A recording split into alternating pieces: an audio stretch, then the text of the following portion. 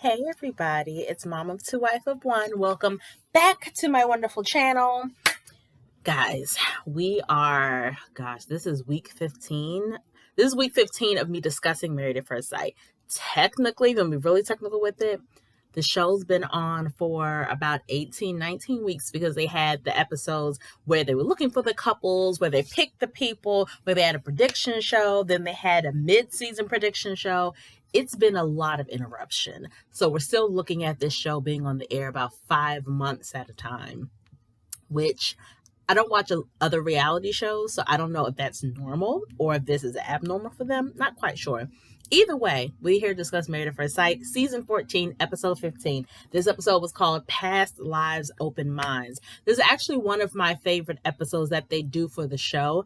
I love when the couples go back to where they grew up, go to their old hometown, their old childhood home, and they kind of start from the beginning by telling their spouse, you know, this is what I went through as a child to get me to where I am today. Because obviously, even outside the show, when you're meeting somebody that you're dating or that you end up marrying, you're meeting them where they are now.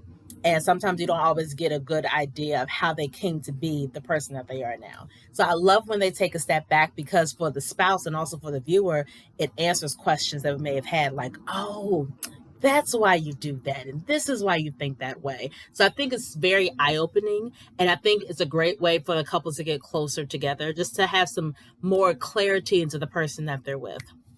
So I'm going to say that. Let's see, the couple that probably, I don't know, they all actually had something. They all had something. I was like, okay. I will say this, I was disappointed that in addition to seeing the child at home, they also had the task of writing a letter to their younger self. And, you know, when you think about writing a letter to your younger self, people take different directions. You can either apologize to your younger self, you can warn your younger self, you can encourage your younger self. There's a lot of different ways you can interpret that. But I was disappointed that, at least as far as I saw it, and maybe I missed it, that Olajuwon and Katina didn't write letters to themselves. Did you guys see that? Did they do a letter and then I just didn't see it for whatever reason? Like maybe I turned or something, but I just don't remember their letters. And it would have been nice to hear what they individually had to say to their younger selves as well. We're going to start with Mark and Lindsay. Now, I'm so conflicted when it comes to them. So conflicted. Because I feel like every week I'm either sympathetic to Lindsay or I'm like, girl, get it together, and I'm frustrated with Mark. And I feel like it flip-flops so much that it was flip-flopping for me every week, that it has to flip-flop for them every single day. And it just has to be frustrating. And I feel like at some point you get tired of the flip-flop. You get tired of, like Lindsay's been saying, the inconsistency. And you're like, you know what? This just isn't worth it. And so this episode, they met with Dr. Pepper, which I thought was interesting. Everyone else visited their childhood homes first and like read their letters, had their revelation or whatever, and then they met with Dr. Pepper. Lindsay met with Dr. Pepper first, which kind of made sense because they are the ones that have the most issues, at least most surface level issues that we could see. And so Lindsay, Mark, I guess, told her that, you know, you're just too much sometimes and, you know, you need to kind of relax. She said she doesn't want to make herself less for anybody else. Now, this is where I feel a little iffy, and it's a very tricky situation. On one hand, yes, I agree with Lindsay. You should never be with someone who makes you feel like you have to essentially like crawl into a hole and make yourself small so that they can feel big. However, I don't think that's the case here.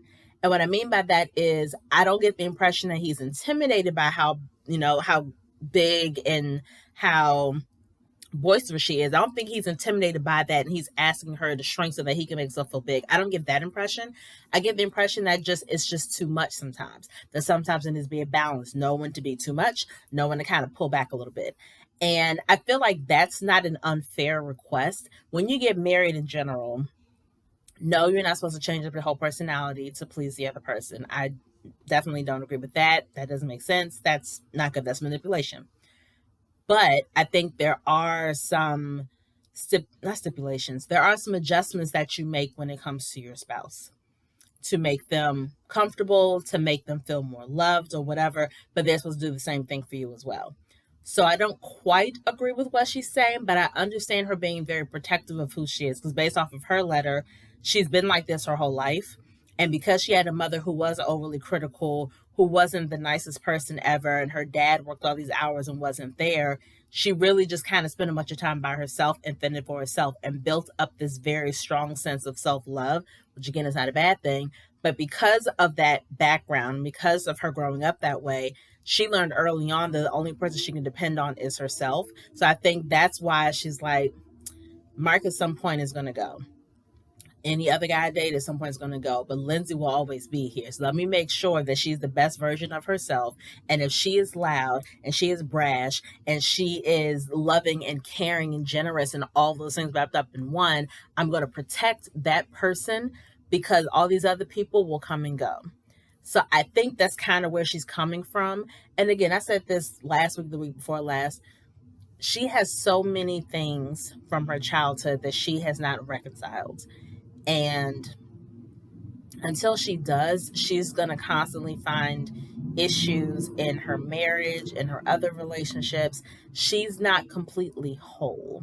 And there's a lot of cleanup that needs to be done there.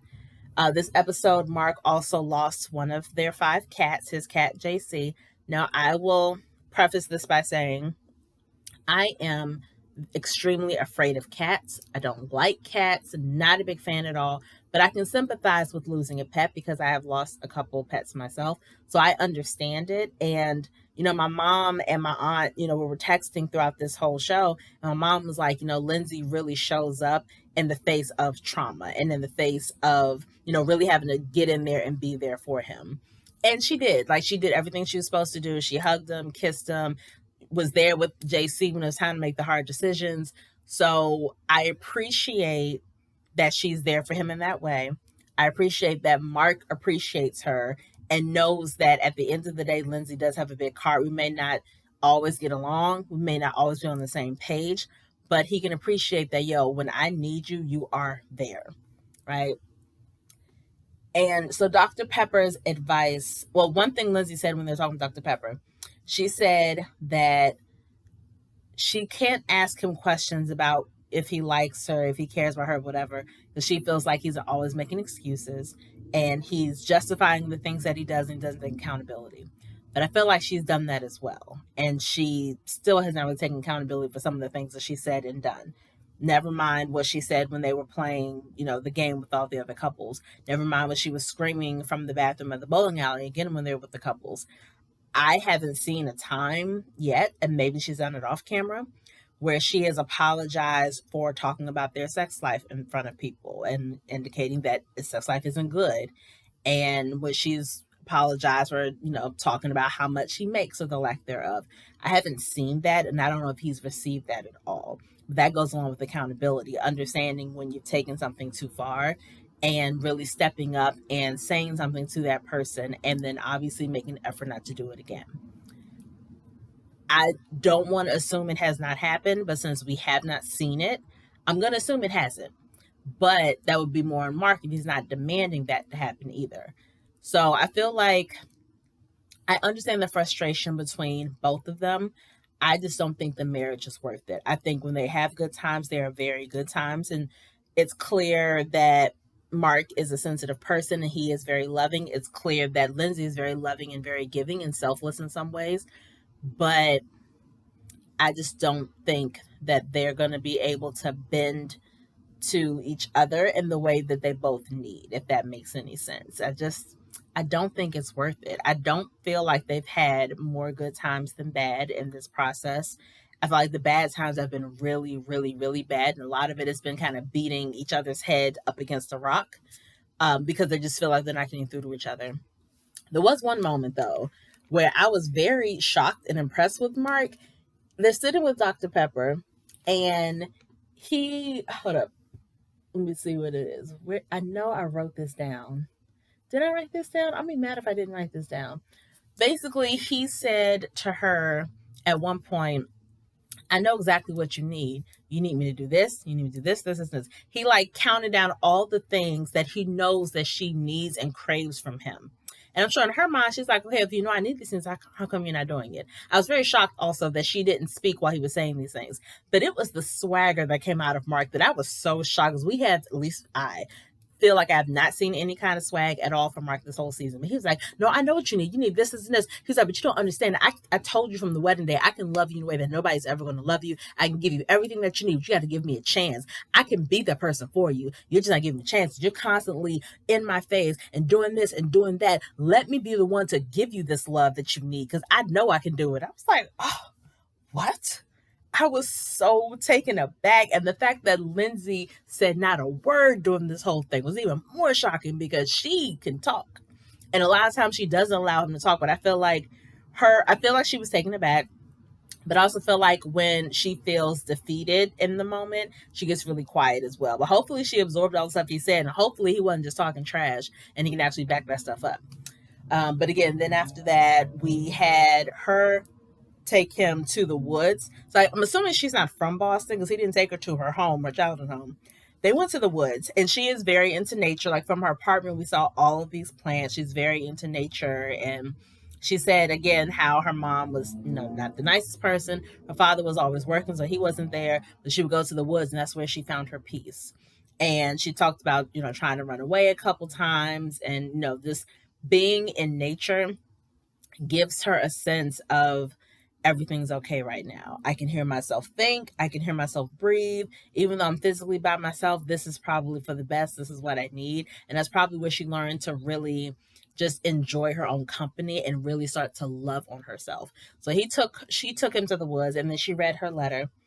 And I thought in her letter, she encouraged her younger self to stay the course, and basically told her younger self that one day your outspokenness will be appreciated. And I understood the letter, and I think it wasn't a bad thing, because it is hard when you are a certain way as a child and nobody's encouraging that, or people are looking at you like you're weird, or people are trying to change you all the time. So I definitely get that. But I think she also needs to understand, again, that sometimes you have to make adjustments. It's about reading the room too. If you're always on a 10 and you're comfortable being a 10, I think that's fine. But you need to understand in some situations, it's okay to drop down to a 5. You don't always have to be a 10. Sometimes just take a break. When tragedy happens and she has to emotionally be there for Mark, she does bring it down, and it's a vast difference. She's listening, she's attentive, she's just letting him say whatever he needs to say. So she knows how to bring it down. She just needs to learn how to kind of ebb and flow, really feel the room, feel the situation, and figure out, okay, how much do I need to be me right now?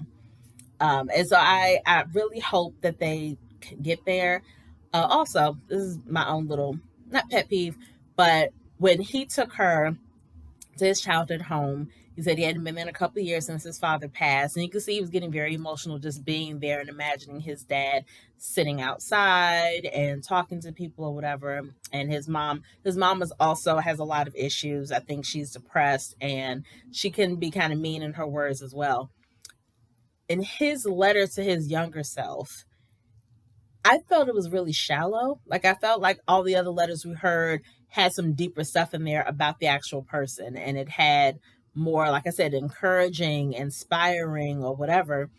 And I felt like Mark's letter was really shallow. It was like, hug your parents close, love on them. Every Christmas was like this, and it was wonderful. And he made it seem like his childhood was amazing. And it was a pretty short letter, at least from what we heard. But you've told us how your mom is, and how your mom was when you were younger, and how she still is. So your childhood wasn't amazing. And I felt like the letter was more about his father, but he just kept saying my mom and dad.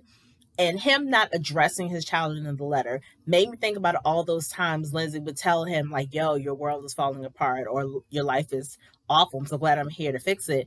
And before, we were saying oh, well, his life probably isn't that bad. She's exaggerating. But him not mentioning his very rough childhood in his letter gave me the impression that that's how he lives his life.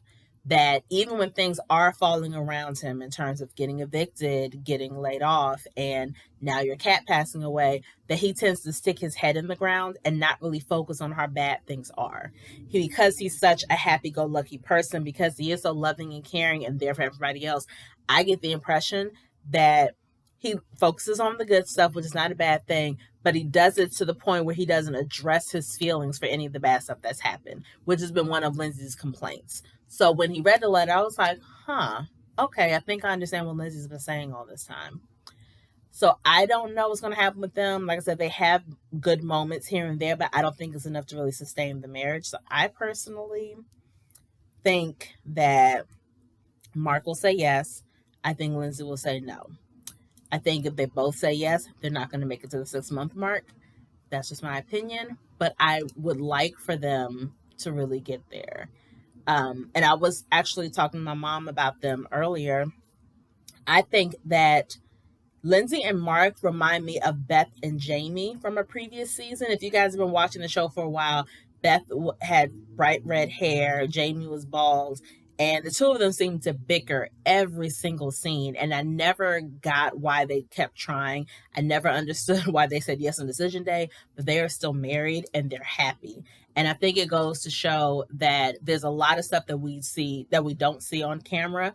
That's probably really the crux of why they stayed together. But I find them similar to Lindsay and Mark because Beth also was a lot. She was a lot. She was kind of demanding. She was very aggressive and assertive like Lindsay is. And I think Jamie was patient, but he wasn't a punk. Like he definitely stood up to her, and that's what made them fight a lot. But I think at the end of the day, he let her know, look, I can do these things for you. I know why we were matched. I know you're a good person, but you have to give me time to get there with you. And, they end up working out. So anything is possible when it comes to Lindsay and Mark, but right now, I'm just not really seeing it for either of them. The next couple, I'm going to save them for last. Noi and Steve. Now, I thought it was so eye-opening, their visits to their childhood homes, right? Or his visits to childhood home and her taking him to a dance class. So I'll say this. One thing Steve has been saying a lot is that he didn't want to get a full-time job because he didn't want to, A, take away from working on the marriage, and B, he didn't want to take away from his creative side. But he just kept saying the creative side and not really saying what that was. Like, we know he does photography, but that's pretty much all we heard. But him going to his childhood home and him playing the song for Noi, a song he wrote, I think, like in high school or something, that actually wasn't a bad song. And then them going to the dance class and him killing it with the moves and the choreography, I was like, oh, okay. Now I see what he means by creative because he looks like he's a very creative person. And B, we understand now that he grew up in a household where that was encouraged. Not just that it was encouraged, but that he felt comfortable having the best of both worlds. Yes, he went to school. Yes, he graduated. Yes, he went to college. But it was still encouraged for him to have fun, for him to explore these different sides of himself, for him to just have adventures and have fun. So I understand now a lot more about him. And I think Noi needed to see that as well, because, for any major fight that these couples have, there's always some underlying stuff there, right? So her being upset with him for not having a job wasn't just about him not having a job. I think that her going to his home allowed her to open her eyes like, oh, so you were encouraged to do fun stuff. We didn't grow up that way. So because she didn't grow up that way, even though as an adult she probably has fun, she probably doesn't know how to balance that at all because she didn't see that growing up. And she probably didn't realize until she went to his house that, oh,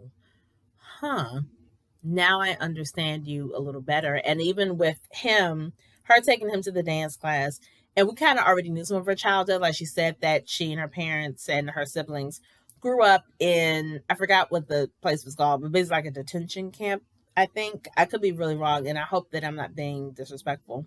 But basically, she had a very, very rough childhood. And she said that, I danced a lot. Like that was my creative freedom, was to dance. I loved doing it, but it wasn't really encouraged to do anything outside of that. And I did that in my home, like by myself, and that was all I had.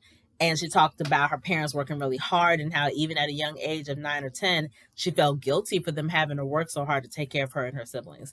And that's a horrible thing to put on a 10-year-old. And granted, they didn't put that on her, but even her thinking in that way as a 10-year-old, right? Her putting that on herself is such a burden to carry for a young child. And again, it opened up a lot of things for me when it came to Noi. Like, oh, okay, I understand why work is so important to you. I understand why you view things the way you do. Like, I definitely get it. However, comma, I still feel like Noi is very stubborn and very much about having her way, and she's not about compromising at all. I do think that she genuinely loves Steve. I think Steve genuinely loves her. I love the way he communicates with her, and I understand now why she doesn't communicate as much, because she grew up in a house where she didn't really get that chance to show emotion. So again, everything's making sense, but I just don't.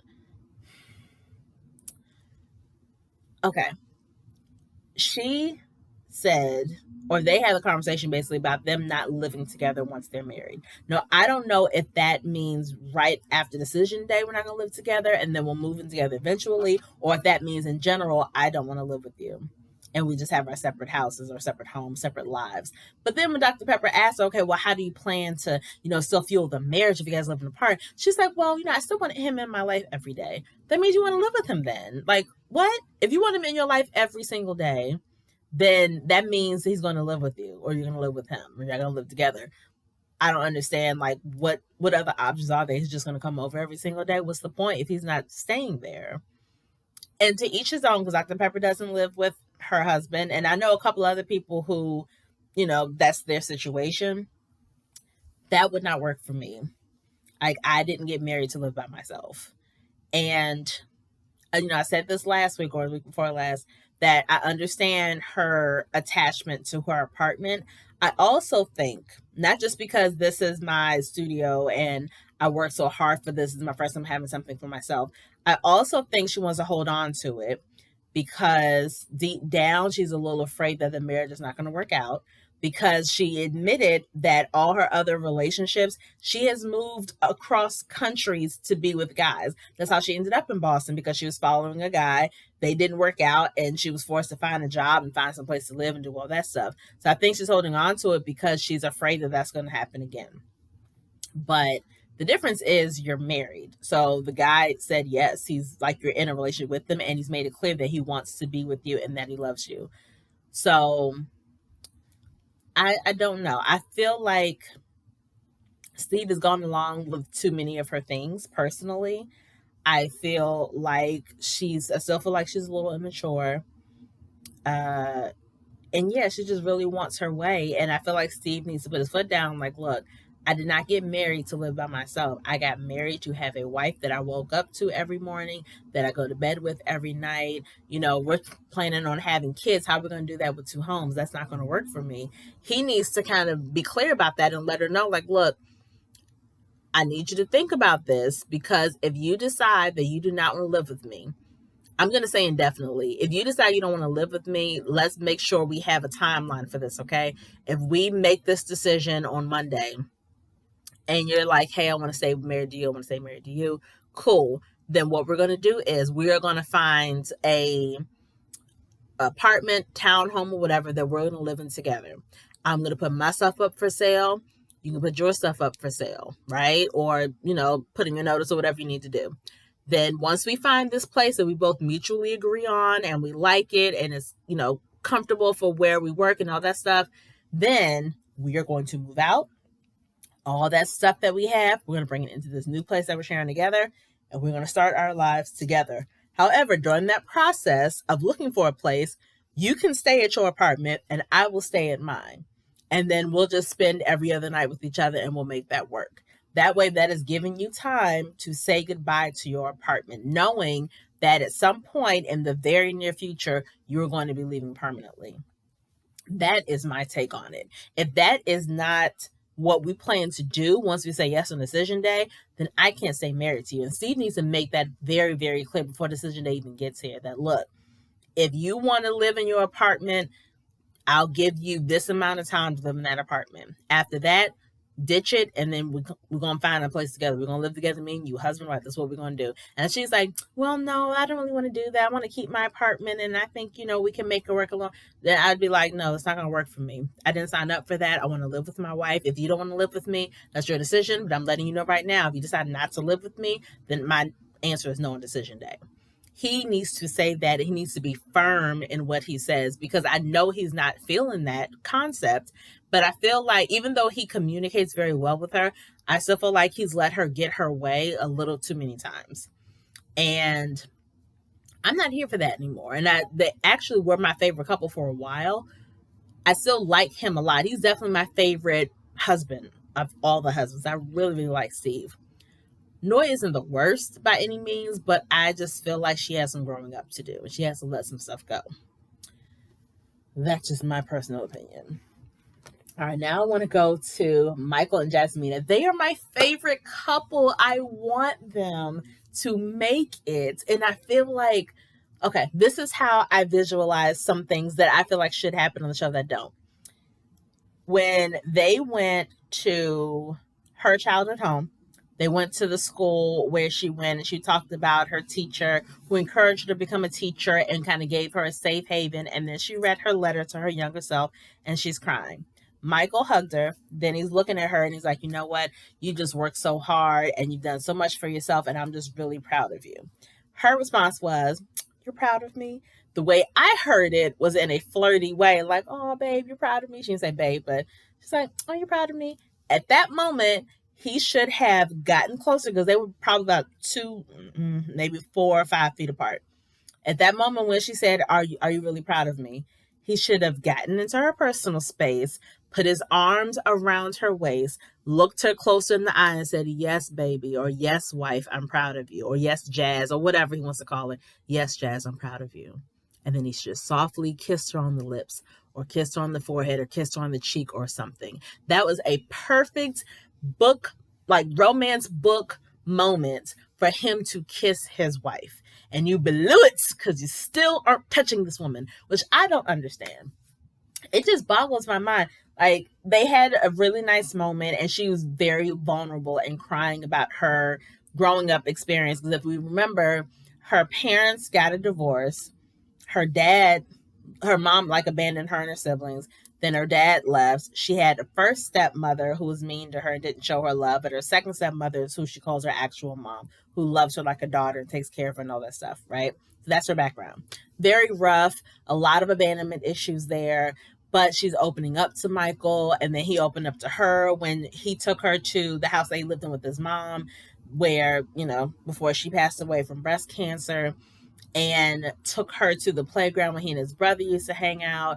And it was really sweet and special. And he read his letter and it was very special and beautiful. Their main thing is that she keeps saying, I'm just not having those feelings yet. They're just not there for me. And this is what I will say. There were times when I was younger where I would go to a guy's house. I had a lot of guy friends. And I would go to a guy's house, we're watching TV, we're hanging out, we're eating food or whatever. In my mind, we're having fun and we're having a great conversation about this TV show or whatever. In his mind, he's having the conversation, but he's also plotting or contemplating how he's going to let me know that he is interested. My mind isn't thinking about doing anything sexual like or anything intimate like because I'm just focused on the moment. But now this guy at some point puts his arm around my shoulder, or he puts his hand on my thigh, or he reaches for my hand, or he not so subtly scoots closer to me so that our thighs are touching. Little things like that, right, would happen. And the way my mind would work, it'd be like, oh, so he likes me. Oh, so he wants to do something. Do I want to do something? I actually like him. And the thoughts that I did not have before that he's probably had since I walked through the door are now in my head. So now I'm deciding if I'm open to receiving more or if I'm not open to receiving more. And if I am, then obviously my body language will reflect that, right? I say all this to say that for Jasmina, she could be like me, like I was when I was younger. And those thoughts of being intimate with Mike, physically intimate with Mike, excuse me, may not cross her mind because he has not created an environment where that is necessarily an option. And she also may be a little old school and wants the man to make the first move. From Michael's perspective, I'm going to put it in her hands because I've heard now that she does not have those feelings for me. So she has to be the one to let me know when those feelings are there so I can make a move. From Jasmina's standpoint, I may not have those feelings, but maybe it's because I'm married to someone who does not touch me, who does not kiss me, who doesn't hug me, who doesn't initiate touch.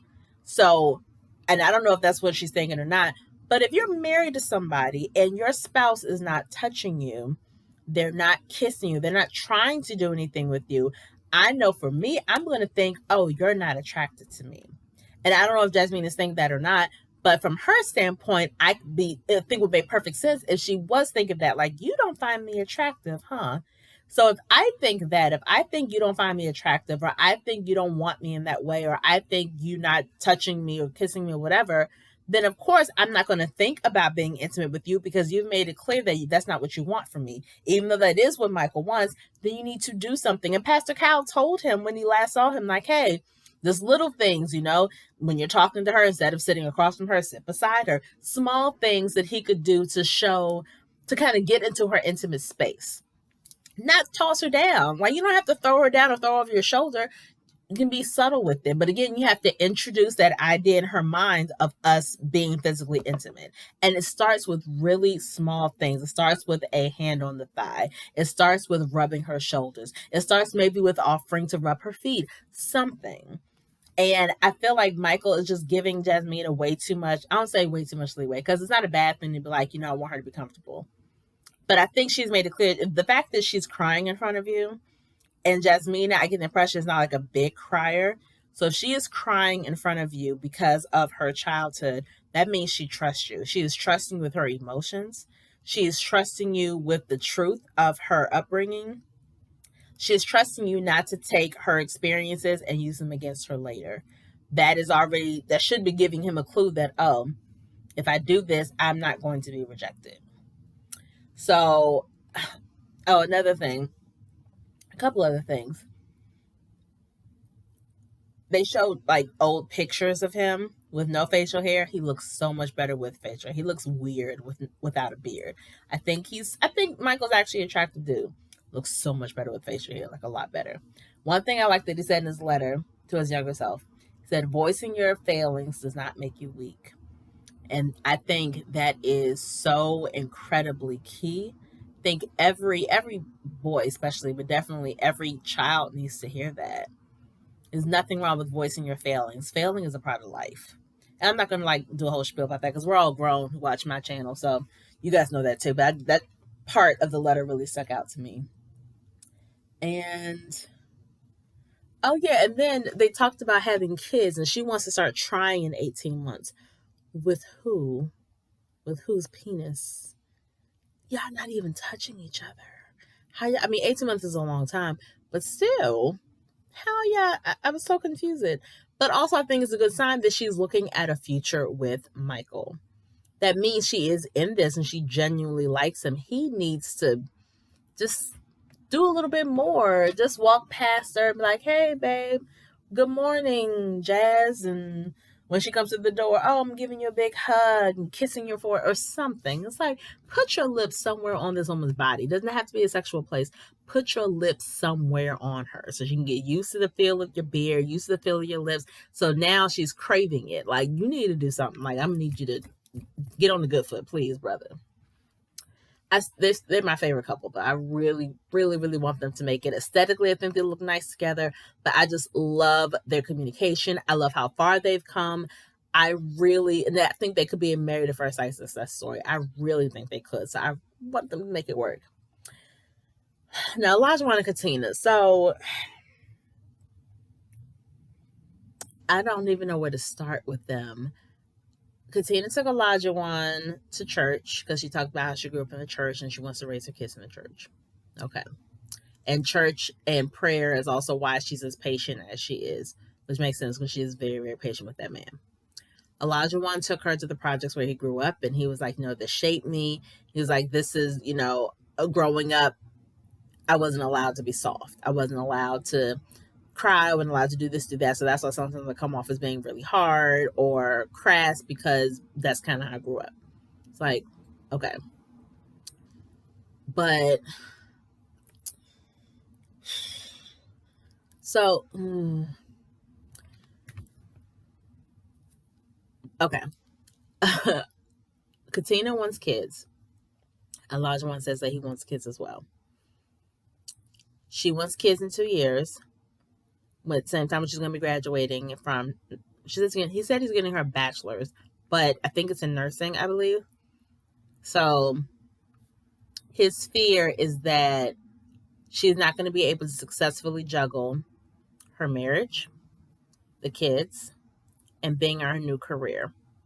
And so he said in his confessional, if I were her, if she came and asked me, if I was her friend and she asked me for advice about whether to say yes or no on decision day, I would tell her to say no so that she can focus on school. I'm not going anywhere. I'll still be here, but I fear she won't be able to juggle all of those things because that's a lot to put on a person. Now, when he first said this and I saw his eyes like tearing up and he was like crying, he hasn't cried this whole season. So I was like, oh, wow. He's like he really cares about this girl. And him kind of, technically, I feel like he's making the decision for her, which obviously isn't fair. But I was like, oh, he's really thinking about her interests. And oh, that's so sweet. Until I got a text from my mom and my aunt. And they like had a completely different perspective. That made me change my perspective. I was like, They're basically like, oh, he's just being real, real selfish. So, okay, this is the gist, right? It's not that, couple things. It's not that being married in general that's going to be hard to balance a marriage with kids and a job. It probably will be difficult managing a marriage to Olajuwon specifically because, like she said, he requires a lot of attention. Now, the thing is, if you are that husband that requires a lot of attention, but you know that your wife is planning on bringing your children into this world. You know that she's planning to build her career. You know she's this rock star woman that you care about, you love, you like, or whatever. Then as a husband, you understand that some of the situations in her life are temporary. Starting a job, yes, that takes a lot out of you. But once you're settled in your career, things settle down a little bit in terms of your scheduling, in terms of a lot of stuff. So you know that the period between getting into the career and being established in your career is a time frame. However long that frame is, that's still a time frame. It's not a permanent situation. So as the husband who needs a lot of attention and requires more, that means that in that time frame, you have to become a person who does not require as much. You have to learn to adjust and adapt to your wife's schedule. You have to pick up the slack where she's not able to pick up the slack. If it comes to making meals, maybe she can't do 5 meals a week. Maybe it's going to have to just be 2 and then you do the other 3. Maybe she can't clean up as often as you would like, but maybe on her days off she can clean and you keep the house tidy the rest of the time. There would have to be adjustments that would need to be made. And if you're the husband, then you know, okay, during this time, from this time to this time, I'm going to have to step up and do a lot of these things that my wife has been doing so that she can concentrate on X, Y, and Z. You don't throw in the towel because you're assuming that she can't do it. So, a few things. A, never assume what a Black woman can or can't do. Or any woman for that matter. Women just juggle things in general. So, never assume what she can and can't handle. 2, marriage is supposed to be, till death do us part, sickness through health, all of that stuff, right? But that means that when the going gets tough, adjustments need to be made. And if one person is having a lot of pressure and doing all this stuff, the other spouse is supposed to rise up and help take some of the load off. That's what a partnership is. So the idea of him throwing in the towel before the hard times even come reeks of you being a coward, and does reek of you being selfish. Because in your mind, I want this, I want this, I want to travel, I want a wife that does this, I want kids in this amount of time, I want this, this, and this. But you're not the only person in this marriage. So it's not a bad thing to have expectations. However, you need to understand those expectations need to adjust and they need to change because this person that you're marrying now is coming with some other stuff for you. And they have their own timeline. And she's confident she can do it. But again, she's not in the marriage by herself. She wouldn't be having those kids by herself. So it's not fair of him to be like, she can't handle raising kids and taking care of me and going to school or being in her career. Okay, well, guess what? Those kids are yours too. So she wouldn't have to handle raising the kids because she is raising them with her husband. So she should be able to count on the fact that you are going to pick up and do the things that she cannot do because of her career, because of whatever else. You as a husband should already be thinking, okay, let's write this down and figure out what this looks like for us. Let's make a vow here and now that no matter what happens, we'll still make each other a priority. But we both understand that kids are going to come and this is going to happen and this, and this. So let's figure out now what that looks like for us, where we can make some changes, where I can step in when need be. Let's figure that out together. That's supposed to be what should have happened, not him telling her, or telling us rather, that no, she should say no on decision day because she has all this stuff and it's going to be too much for her. And, if you love somebody, you like somebody, you want the best for them. And what's best for her is for her to concentrate on school. You don't get to make that decision. Like, you just don't. You don't get to make the decision of what you think is best for her. You don't get to decide, again, to throw in the towel or things. Marriage is not an easy thing. It's enjoyable. I love my husband. I love being married to him and all that stuff. But when we have curveballs, like, for instance, my husband and I, in our marriage and in our relationship, I've been laid off 3 times. That's not something either of us predicted. They didn't happen back to back. They happened years apart because we've been together now almost 19 years. So it's happened, 3 times. And again, they've been spaced apart by years. But still, every time that happened, we were not prepared. But my husband, being the person that he is, stepped up and was like, okay, well, since you're laid off right now, but I know that means you'll be home with our children. So I know our children are going to be straight, so at least we don't have to pay for daycare during this time. But that means that I got to pick up the bills. So I'm going to figure it out. I'm going to make it work. He never complained. I felt guilty. But at the end of the day, I'm telling him, like, babe, I hate that you have to do this. He's like, babe, we're married. This is what we do. And he's that kind of person. Whenever I try to say thank you or try to whatever, he's like, babe, I'm your husband. I'm supposed to do these things. Because he understands it's not something he signed up for. Like, when we got married, we didn't know that we were going to have those specific challenges, but we did. And when we did, it was tough, but we got through it, and we're here, and we're survivors of all that stuff. So for Olajuwon not to even get to that point yet, you're already deciding this is going to be too hard on your wife, and you're already deciding also that you're not going to help in any way. That is a cowardly, selfish thing to do. And he hasn't even told Katina all this stuff yet. He just told us. So it was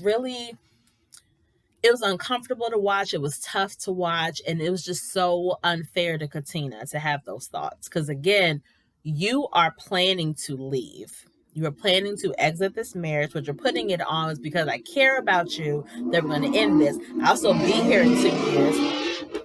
It don't matter if you're still going to be here in 2 years. You can't guarantee she'll be here in 2 years. She may be so pissed off with you and may have come to her senses in those 2 years. And she was like, you know what? Nah. I've graduated. I'm cool. I'm doing my own thing.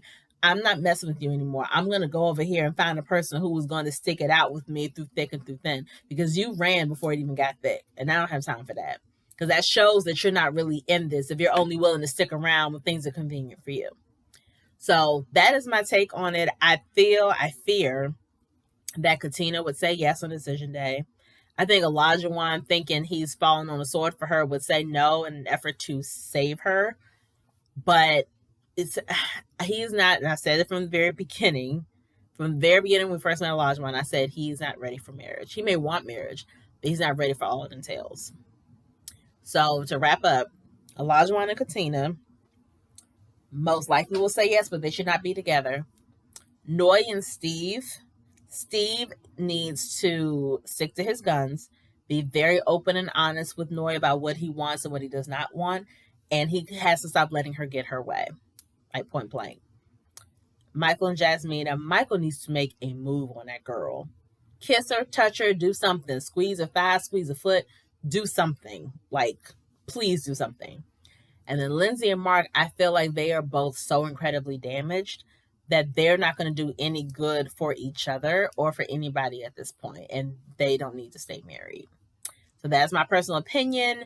If you guys want to discuss it, well, not if you guys, yes, discuss with me. Give me your opinion down below. Make sure you like this video, share this video, subscribe to my channel, comment, guys. You guys know I love talking to you, and you guys know the ones who have commented, I always respond back because I love talking to different people about this show and just about what you guys think. And did I miss anything? Do you have different predictions than I do? Let me know.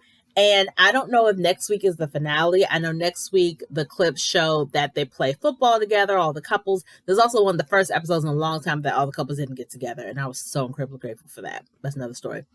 But they play football together. And I know they go see their family and friends to get like final words of advice before decision day. But I don't know if next week is decision day. It would be great if it was. I'm really hoping that it kind of is. But I don't think we'll know really until next week. So regardless, I'll be here next week.